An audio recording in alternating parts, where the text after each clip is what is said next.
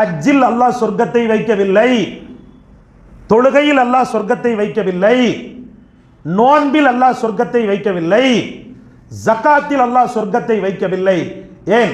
காபாவிலும் கூட சொர்க்கத்தை வைக்கவில்லை. அல்லாஹ் ரப்பல் ஆலமீன் யாரிடத்தில் வைத்திருக்கிறார்? பெற்ற தாயின் காலடியில் தான் வைத்திருக்கிறார். அதனால் தான் ரசூலுல்லாஹி ஸல்லல்லாஹு அலைஹி வஸல்லம் அல் ஜன்னத்து தஹ்தல் அக்தாமி உம்மஹாத்திக்கும், உன்னுடைய தாயின் காலடியில் தான் சொர்க்கம் இருக்கிறது என்று சொல்வார்கள். வேற எங்கேயும் நீ தேடாத, வேற எங்க தேடினாலும் கிடைக்காது.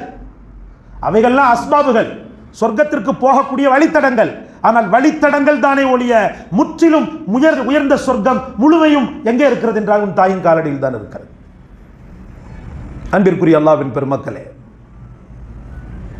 ஒரு அறிஞர் சொல்வார், மனைவி இறந்து போயிட்டா செத்து போயிட்டான்னு சொன்னா அதற்கு அடுத்து இன்னொரு மனைவி கூட கிடைக்கும். அவன் கொஞ்சம் ரொம்ப இளமையா இருந்தான்னு சொன்னா அடுத்து ஒரு தாரம் கிடைக்கும். அவனுடைய